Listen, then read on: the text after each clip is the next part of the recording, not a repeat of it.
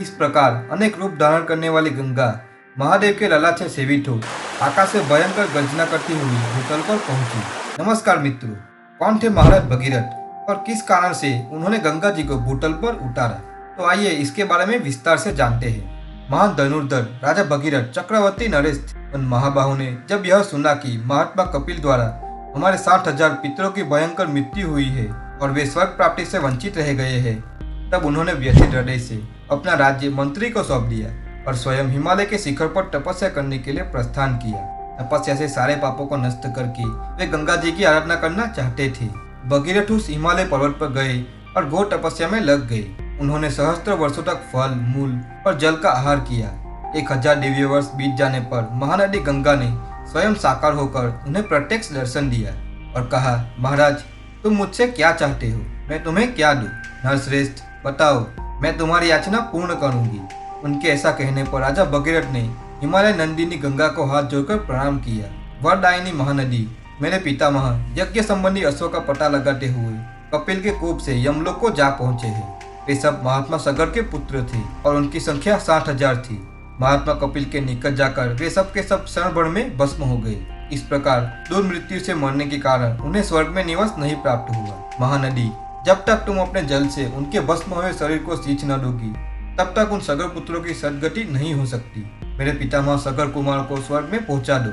महानदी, मैं उन्हीं के उद्धार के लिए तुमसे याचना करता हूँ। राजा भगीरथ की यह बात सुनकर गंगा अत्यंत प्रसन्न हुई और उनसे इस प्रकार बोली, महाराज मैं तुम्हारी बात मानूंगी, परंतु आकाश से पृथ्वी पर गिरते समय मेरे वेग को रोकना बहुत कठिन है।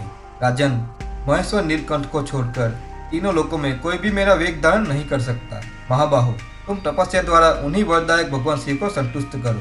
स्वर्ग से गिरते समय वे ही मुझे अपने मस्तक पर धारण करेंगे।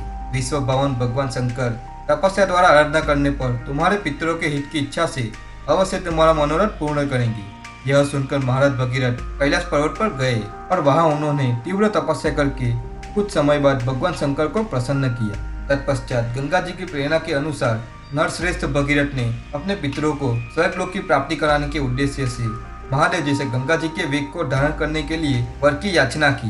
राजा भगीरथ की बात सुनकर भगवान शिव ने कहा, एवमस्तु महाभाग, मैं तुम्हारे लिए आकाश से गिरती हुई कल्याणमयी पुण्य स्वरूपा दिव्य देव नदी गंगा को अवश्य धारण करूंगा। ऐसा कहकर भगवान शिव भांति भांति के अस्त्र शस्त्रों से सुसज्जित हो अपने भयंकर पार्षदों से गिरे हुए हिमालय पर आए। वहां ठहरकर उन्होंने नरश्रेष्ठ भगीरथ से कहा, महाबाहो, महानदी गंगा से भूतल पर उतरने के लिए प्रार्थना करो। नरेश्वर, मैं तुम्हारे पितरों की पवित्र करने के लिए स्वर्ग से उतरी हुई सरिताओं में से श्रेष्ठ गंगा को सिर पर धारण करूंगा। भगवान शंकर की कही हुई यह बात सुनकर राजा भगीरथ ने एकाग्र चित्त हो प्रणाम करके गंगा जी का चिंतन किया। राजा के चिंतन करने पर भगवान शंकर को खड़ा हुआ देख रमणीय नदी गंगा सहसा आकाश से नीचे गिरी। उन्हें गिरती देख दर्शन के लिए उत्सुक हो महर्षियों सहित देवता, गंधर्व, नाग और यक्ष वहां आ गए। तदनंतर हिमालय नंदिनी गंगा आकाश से वहां आ गई। उस समय उनके जल में बड़ी बड़ी भंवरे और तरंगे उठ रही थी। गंगा को भगवान शिव ने अपने ललाट देश में पड़ी हुई मोतियों की माला की भांति धारण कर लिया। इस प्रकार अनेक रूप धारण करने वाली गंगा आकाश से गिरी और भूतल पर पहुंचकर राजा भगीरथ से बोली, महाराज रास्ता दिखाओ, मैं किस मार्ग से चलूं? पृथ्वीपते, तुम्हारे लिए ही मैं इस भूतल पर उतरी हूँ। यह सुनकर राजा भगीरथ जहाँ महात्मा सगर पुत्र के शरीर पड़े थे, वहाँ गंगा जी के पावन जल से उन शरीरों को प्लावित करने के लिए उस स्थान से प्रस्थित हुए। भगवान शंकर गंगा जी को सिर पर धारण करके देवताओं के साथ कैलाश को चले गए। राजा भगीरथ ने गंगा जी के साथ समुद्र तट पर जाकर समुद्र को बड़े वेग से भर दिया और गंगा जी को अपनी ही पुत्री बना लिया। तत्पश्चात वहां उन्होंने पितरों के लिए जलदान किया और पितरों का उद्धार होने से वे सफल मनोरथ हुए। जय मां भारती। चैनल को लाइक करें, सब्सक्राइब करें और शेयर करें तथा बेल आइकन को प्रेस करें।